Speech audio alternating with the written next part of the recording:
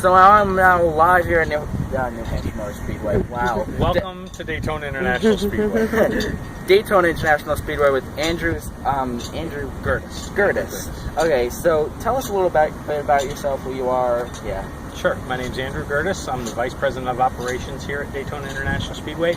I've been with the company for 23 years in various capacities. I started out in the marketing department, actually setting up hospitality areas, moving picket fence and trash cans. And at one point I was president of Darlington Raceway in South Carolina, and I've been in this current position for the last 4 years, since 2010. Wow. So you got a lot under your belt. So Daytona Rising has been going on since last July, and it shows because we were here last year, and compared to last year and this year, it's great. Tell us a little bit about that, and yeah. Well, over the years, we continue to rate ourselves, and our fans let us know how we're doing, the facility overall, how we run our events, and it became apparent to us that it was probably time to upgrade the facility. So for the last 2 or 3 years, we've actually been rating our seating, our restrooms, our concessions, and that was really the nexus that led us to undertake the Daytona Rising project, which got underway in July of 2013, and which we expect to have concluded for Speed Weeks, Budweiser Speed Weeks 2016. So a 2.5-year project under construction. It will completely redo the entire front stretch grandstand from top to bottom. Every grandstand seat will be new. We'll have a brand new tower, suite structure, race control, and new amenities for our guests, including wider seats. Our average seat right now is about 16 inches, and we're going to 20 and 21-inch seats. We will more than double the number of restroom facilities. The points of sale will double, meaning the concessions and merchandise.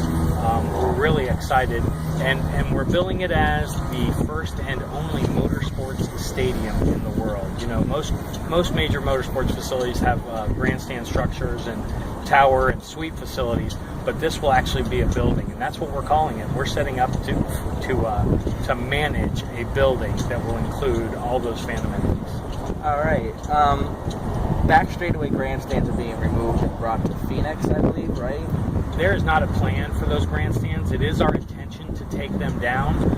Where they eventually end up is still to be determined, but after we finish construction, next to the end of 2015, in advance of Speed Weeks 2016, we expect that the super stretch grandstands will come down. Now, why are you doing that? Just like why? Well, we phrase it as right-sizing the facility. Our current capacity is 148,000 permanent grandstand seats, and when we're done for Budweiser Speed Weeks 2016, we'll have 101,000 permanent grandstand seats. So, you know, through the years, at our max capacity, we were at 168,000 seats.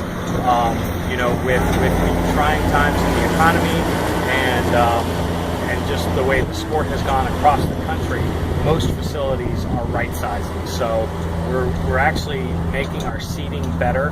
We're building higher seats closer to the center and all on the front stretch so that our guests can have the very best Daytona experience. All right. I know when I came in 2008, I was in the back stretch, and you couldn't really see the front straightaway because of the buildings. So now you'll be able to see everything.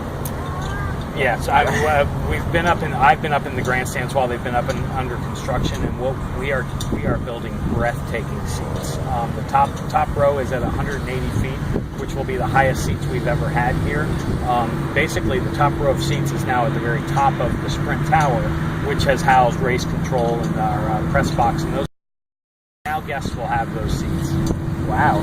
Okay. So, anything else you'd like to say? Ask me a question. I don't know. Anything else? Well, we're glad to have you here. Thanks for stopping by. I'm wondering when you're going back to school.